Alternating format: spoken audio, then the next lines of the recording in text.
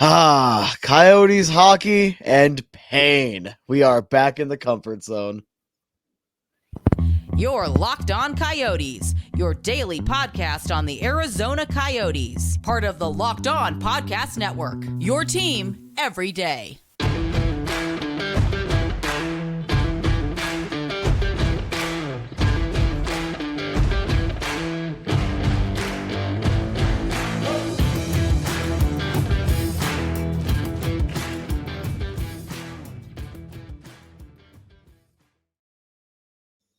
Welcome to the show, everybody. This is Locked On Coyotes, your number one daily podcast on the Arizona Coyotes. I am your host, Robyn Matt, alongside Matthew Jacobson. We want to thank everyone for making this show your first listen every day. We're free and available everywhere you get your podcasts. And today's episode is also brought to you by Gametime. Download the Gametime app, create an account, and use the code LOCKEDONNHL for $20 off your first purchase. We're back after a couple of days off. I feel like we just needed some time to reflect, Matthew, over what we just witnessed in that previous loss, and now that this win streak extends to 4 games, where the Coyotes go from here. I'm just gonna say, canonically, I had to take days off so we don't get fired because we were watching some painful, pathetic hockey recently. These last couple of games, realistically, what do you add? What do you say? Let's go over them very briefly. You have a lifeless 4-1 game at home to end the homestand and snap the 5-game streak against Philadelphia. It was going to come to an end. That's not the end of the world. It happens. Then you go on the road for 3 games. You go to Boston, and it's a 5-3 loss. They kept it competitive. I didn't expect them to win that. I'm not upset by that either. You drop a couple, it is what it is. Then you go into Buffalo, they're struggling, and you lose 5-2. Then the next night, that was Kirill Vejmelka's first game in 19 days. And the next night, you get Ingram back in net against Pittsburgh, and another team that is struggling. They came out flat. Over these last 4 games, they have scored more than 2 goals once. They are averaging exactly 2 goals a game in this stretch, and the defense looks mediocre at best right now. The offense looks very much lower mediocre, being optimistic.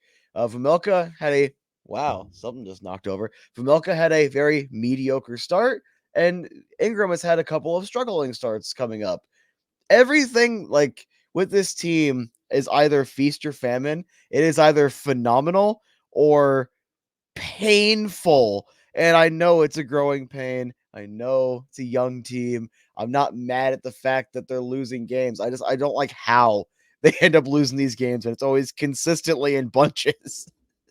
Yeah, no, it's just so frustrating that it is that way. It's just like, come on, can't you get any better? Can't you figure out what's wrong with you right now?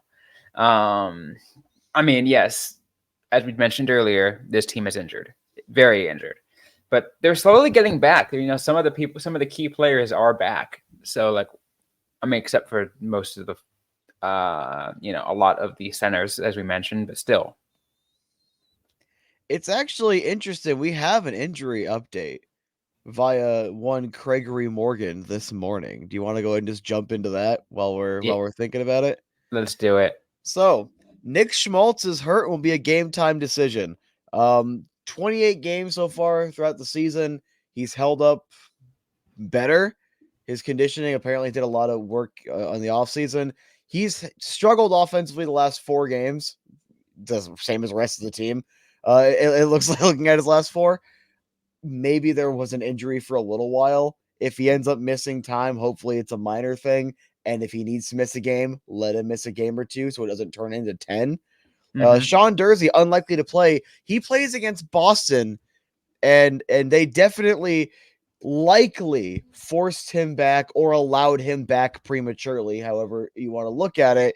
Right. And then he ends up missing the next couple of games, and he's unlikely to play. And then Jack McBain is likely back. Looks like he's going to be back. So they're getting some reinforcements, but if Nick Schmaltz ends up missing the game, well, tonight when you guys see it, tomorrow when we're recording, then it feels like it defeats the purpose. But despite that fact, all right, there seem to be a couple of mishandlings from Vejmelka not getting enough practice to Durzi's injury.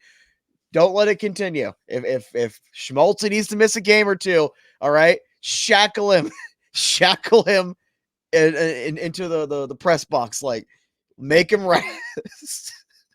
No, absolutely. Like, we don't want to risk any major injuries of any player at this point, and because we've seen we've seen the impact it's already made. With having like Hayton and McBain and others out. At first we were just like, oh yeah, it looks like some of the young guys are stepping up and they're making an impact. That's what helped led to the 5-game winning streak. And now we're seeing the longer term effects of it, of them being gone for just a little while longer. They don't have the endurance to do that. Yeah, sure, they looked great and flashy for those few games, especially against a gauntlet. But then now they're on this. It's just like, can you just pick something? You're right. Having reinforcements come back is going to be helpful. Having Jack McBain is going to be absolutely helpful. But this team needs to convince me again that they are battle ready. Yeah, it's like that seems to be it's like the identity of the Coyotes last year was this underdog squad that, despite not having the talent, they worked hard consistently. They got blown out a handful of times. Obviously, the talent wasn't there overall, even though you still had plenty of good players, but they still battled every single night. This year's identity, we are just shy of 30 games in. I do think we have enough information to say this. It is either feast or famine. It is flash or trash. It is either really good hockey or, I don't want to say atrocious, that is hyperbolic, but like poor overall hockey. And you're not going to get it in between. You're not going to, like, the team seemingly lost that blue collar hardworking identity. And when you're trying to transition from one identity to another, it makes sense how there's growing pains. We're having some frustrating growing pains this year, Robyn. Can we, at the very least, just bring back just the painfully mediocre, where it's just like you don't know what you're gonna get. Like, you can't project this team right now. Like, at least when they were mediocre, lose one, win one, lose one, win one, overtime loss, win one, lose. Like, when they were doing that, it was like you at least had a general idea, although the specific amount of goals, the kind of bunches scoring, then kind of tapering off would throw a bit of a wrench into it. But you at least had, like, okay, win one, lose one, mediocre. Now it's like 3-game losing streak, win 5, lose 4. Right, absolutely. Well, the Arizona Coyotes do have a critical bounce back game tonight when everyone's listening to this. We're going to talk about that game in just a sec, but first we want to tell you guys a quick word from our sponsors on today's show. And today's episode is brought to you by Gametime. I know a lot of you guys have been frustrated with ticket buying experiences. You go ahead and go through finding crazy fees after you thought, oh, this it's really cheap, and then you have convenience fee, and then what other random fees out there that just all of a sudden surprise you out there. And also, not to mention that when you get to your event, it doesn't even look like the seat is the seat's actually a really bad seat, and you didn't even know. Gametime's out there to fix everything. They've got last minute deals, flash deals, zone deals. Easy to find and buy tickets for every kind of event in your area, not just sports. You can also do concerts and comedy shows and other events. You get the lowest price guarantee, event cancellation protection, job loss protection. I know some of you guys might be looking to buy sporting event tickets, for the holidays. Maybe you want to get that sports fan, friend of yours or family member to get to a game. Maybe you're trying to get to a Coyotes game out there. You can see the view from your seat before you buy, so you know exactly what you're going to be able to expect when you arrive. They got all-in pricing. This is my favorite thing, guys, that you can see the total up front, so you know you're getting a deal without getting hidden fees.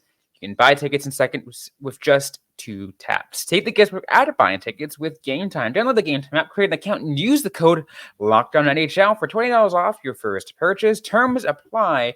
Once again, create an account, redeem code LOCKEDONNHL for $20 off. Download Gametime today. Last minute tickets, lowest price guaranteed. All right, Matt, let's continue this episode. Let's talk about this crucial bounce back game. Every game at this point is a crucial bounce back game. And I mentioned earlier this week, Matthew, that this was also huge because you're going up against a team, in the San Jose Sharks, who are among the bottom 3 teams in the league right now. This Sharks team is really bad. Are they surging right now? Sure. But based off the Coyotes team that we've seen in the past, this needs to be a game in which the Coyotes not only win, Matthew, the Coyotes need to show who's boss and actually dominate this game. It has to be. I cannot be convinced any other way. The Coyotes need to win the San Jose Sharks. Yeah, no, I need to when this team plays, I I need to get the impression that everyone was kicked in the pills the night before because they kind of have been to an extent. So like I want like a 6-1 win. I want like a smackdown. But here's the problem, Robyn. Here is the issue. And on this show, primarily because you grew up a Sharks fan, I like to throw some shade at the Sharks, have a little bit of fun with it. They are 6-2 in their last 10. The Coyotes in their last 10 are 5-5-0. Painfully mediocre. Looking at the team stats real quick, Coyotes power play is continuing to fall a little bit. 8th overall, 24%. San Jose is 19th overall in the league. They are bottom half. Penalty kill, they're 29th. Awful. Coyotes need to take advantage of that. I don't think I need to comment on that again. Get me a couple power play goals. Their penalty kill seemingly gets better and then a little bit worse, then a little better. Right now it's at 80%. They're right towards the middle of the league. Goals for per game right now, they are currently at 3.14, which is right in the middle of the pack, 16th. San Jose is dead last. They're at 2.21. Coyotes are giving up 3.07 goals against per game. That's 13th in the league. The San Jose Sharks are dead last, 3.93. Every single team set, from special teams to goals against and goals for per game, all those in favor of the Coyotes. Goaltending. Ingram is 11-6-0. Blackwood's 4-11-12. The goals against averages are Ingram 2.56, Blackwood 3.67. Save percentages. Ingram 9.20. It's only dropped 0.10 over overall of this. Blackwood 900. Every single stat, Robyn, every single little stat I can pick up, I can look at. The Coyotes are better than, except for this current stretch on the record, and like Granlund has more points in this last little stretch. And fun fact, actually, do you know right now who has like one of the better plus minuses as of recent on the Coyotes that's like being highlighted on the preview? Matt Dumba. Interesting. Just an interesting factoid. That's it. Just throwing it out there. All right. And you know what's interesting? I feel like you mentioned you mentioned some of the stats for the Sharks, and in terms of players who are, in terms of like I guess more recognizable players that have made a name for themselves recently or have been known pretty already. For the Coyotes, we all know a player who's been really hot is Michael Carcone. This kid who's just all of a sudden surging up. The Sharks have a kid who's also, everyone expected him to play well, but he's also surging, and has also been a huge part of the Sharks' success in those last 10 games, and that's William Eklund. And I feel like that's kind of an important piece to remember, to think about, is like, are you going to have the proper defense in place to be able to slow down a kid like his hot streak that he's has right now? Let's see. over his last 3 games, he has 5 points. 2 of those being goals, one of those is a multi-point game. He's playing well right now. 7 goals, 7 assists, 14 points, 28 games, so about a half point per game. He's also like he's a young kid. He's only 21 years old. That's going to be someone to focus on. They have a couple other players that are playing well, putting up numbers. Obviously, you can't discount Hurdle. Granlund's playing well. Like you can't discount guys like that. You know what? I'm gonna go full pessimism. I'm gonna fully test if when I put negative energy out there, if the Coyotes respond with positivity. I do not have faith in this Coyotes team right now. They are playing.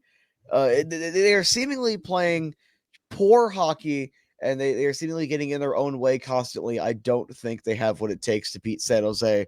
Coming up on a stretch where over the next, let's just finish out the month: San Jose, Buffalo, Ottawa, San Jose, Colorado, Anaheim. Of those games, those 1, 2, 3, 4, 5, 6, 7 games I just listed, split the Colorado series if you can. Maybe lose the one on the road, win the one at home. Just try to go for a split there. I'm just going to say Buffalo's going to beat him at home because what the hell was that in Buffalo? Like the games that they should be winning is dwindling down right now. Yeah. And I need them to prove to me that these are games they can win again.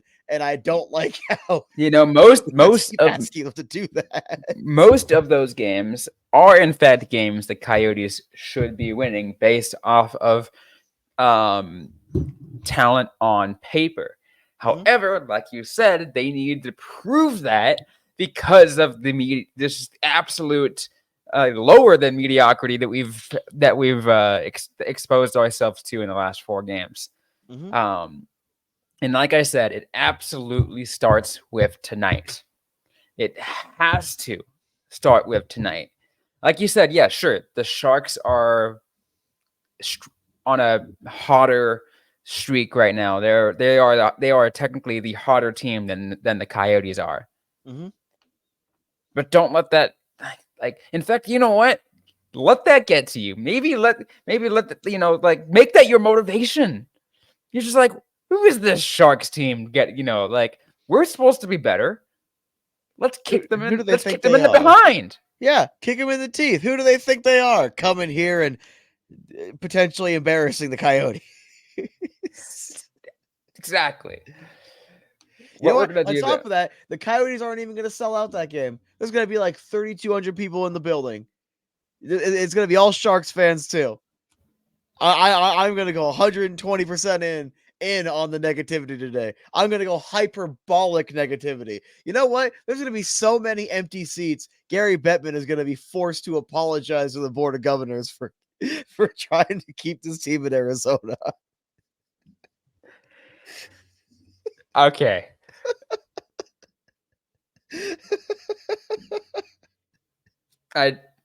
Sure.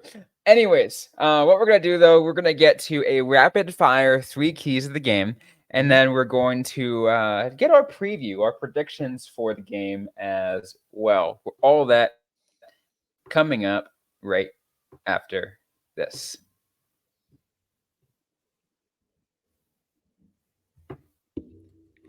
And today's episode is brought to you by FanDuel. As the weather gets colder, the NFL offers, I should say, stay hot on FanDuel. Right now, new customers get $150 in bonus bets with any winning $5 moneyline bet. That is $150 if the Cardinals win. If for some reason you bet on the Cardinals to win, that's $150, boys. If you've been thinking about joining FanDuel, there's no better time to get into the action. The app is so easy to use with a wide range of betting options, including spreads, player props, over-unders, and more. So visit FanDuel.com/lockedon and to kick off the NFL season. FanDuel, official partner of the NFL. I just wanted to go ahead and point out really quick that the Cardinals are playing my Niners this weekend. So don't bet on the Cardinals this weekend. If you want to bet on Arizona this weekend, bet on Brock Purdy and Brandon Ayuk. Forks up with tears I'm gonna cry myself to sleep because the football teams, every football team that I somewhat like, minus the Rattlers, sucks. There we go. Anyways, let's keep going, Matthew. Let's get to our rapid fire 3 keys of the game. Oh, I got this. Score, shoot the damn puck, and put it in the back of the net. All right, get pucks deep, pucks to the net, win a hockey game. Special teams, this special team is the worst in the league. I need you to spank them. I need 2 minimum. You get 3 power plays and you have less than 2 goals. I am going to freak out. Special teams, capitalize, and then of course number 3, prove it. Just bold letters, prove it. Prove this skid is just that, a skid. We see it. It happens all the time. NHL teams, prove it. It is just a skid. You're going to rip off another 3 or 4 in a row. That's it. All capital letters. Can I spell? I don't know. Let's try. I've been up since 4 in the morning. PROOVEIT! Exclamation point. Exclamation point. Question mark. Exclamation point. The question mark is the one question mark is a crucial bit. Please. It's like Like, the please, boisterous confidence and then just begging, please. Please.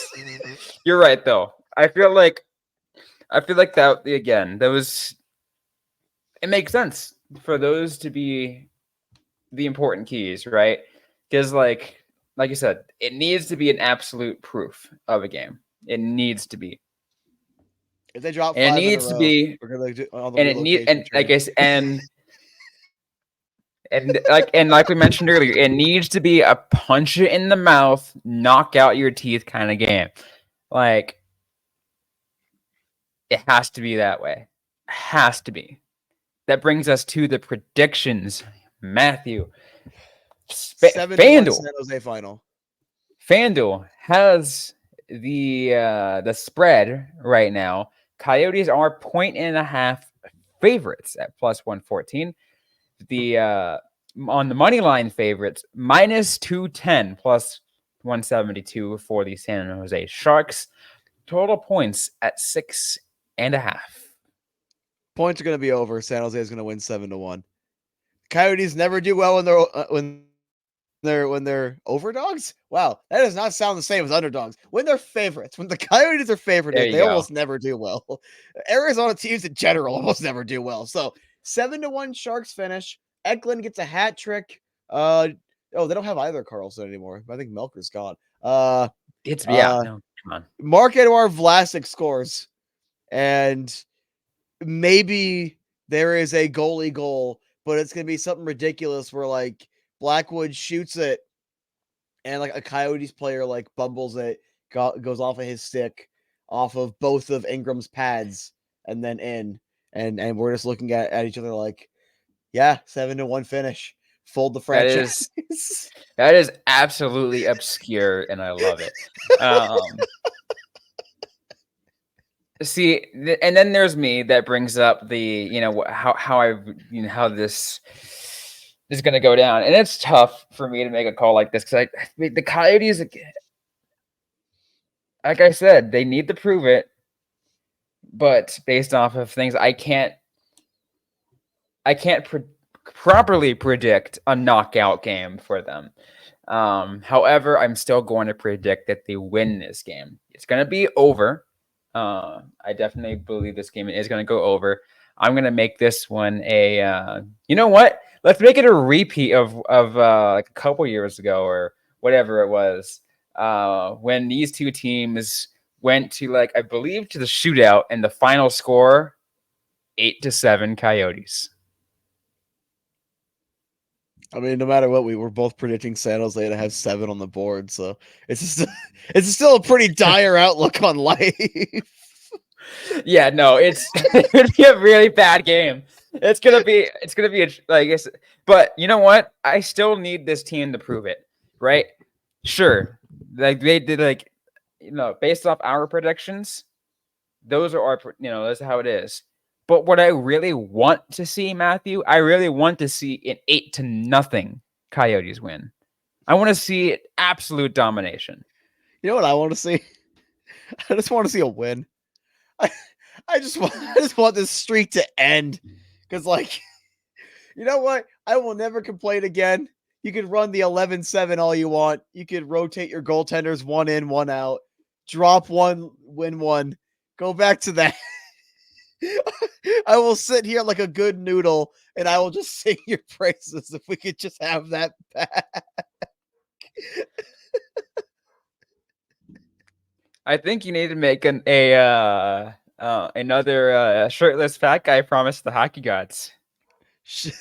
Does anybody want? Okay, shirtless fat guy, shirtless. Okay, wait, look at that schedule backup. Arizona Coyotes schedule.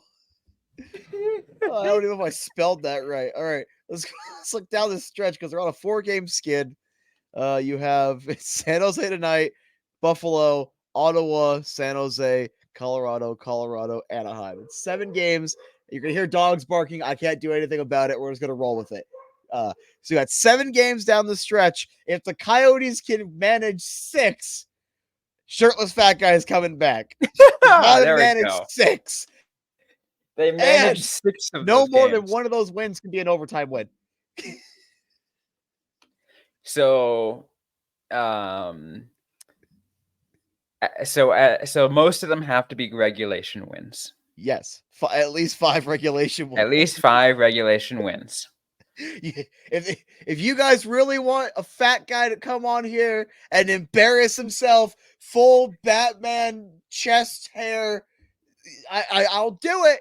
But you got to make it worth my while, because that is my pride we are talking about. See, I will give it up. But by the way, you're not just talking to our listeners, Matthew. You're talking to the hockey gods. I am talking to the hockey gods. And if they lose 6 out of the next 7, every episode I will sign off with this team needs to relocate for the rest of the season. Oh boy. Let's just cover every base. Is there any bases I haven't covered with a bet? If they win 1 game down this stretch, 3-3. I will howl at the end of the game. It completely split. If they lose all 7, I gotta delete my Twitter. I gotta delete it again, but I can't reactivate it if they lose all 7. Anything else? Bring it on. Carcone. If Carcone gets like 4 more goals in this 7-game stretch, I'll buy a Carcone jersey. How many more bets? Are you not entertained? I'm living in poverty for your entertainment. What about how about this specifically? So you did the Carcone 4 goals, but what about a Carcone rooster trick? A Carcone rooster trick. Do you want to elaborate a little bit? I've been up since 4 a.m. I didn't go to bed till 3 playing Skyrim. Honestly, this the term rooster trick stems from another 4-goal game term that was popularized by one Joe Thornton, but with a different name, something that I cannot say on this show. But that's the closest I can say. It's a 4-goal game. Yes. If he gets 1 4-goal game, I'll buy his jersey and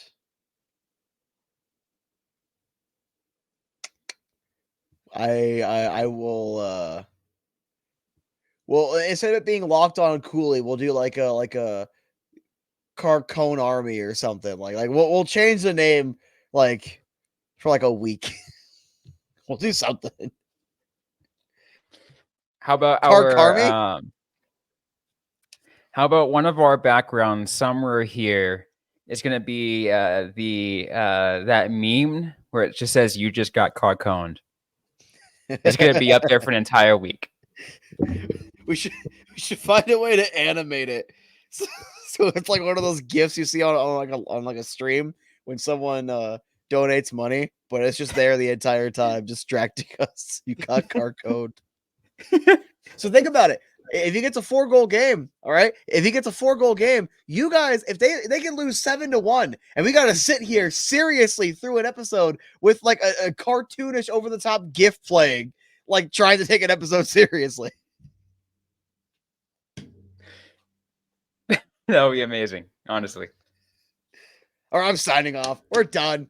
That's the episode. All right. Get the job done today, boys. Pucks deep, pucks to the net. Win a damn hockey game.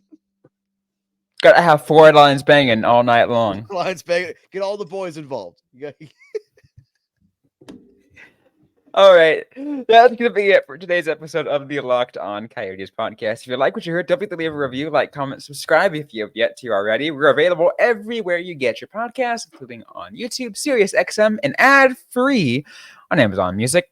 Don't forget to interact with us on social media. We're on Facebook, facebook.com/LockedOnCoyotes, and on X at LO_Coyotes. I'm personally at Robyn_Leonio. Matthew Jacobson is at the AZ Sports Guy. Interact with us, ask a question you might have. We might answer right back or on a future episode of the Locked On Coyotes podcast. Thanks again, everyone, for listening to today's episode. Hope you guys are staying safe out there. Hope you guys are staying healthy. And don't forget to howl on.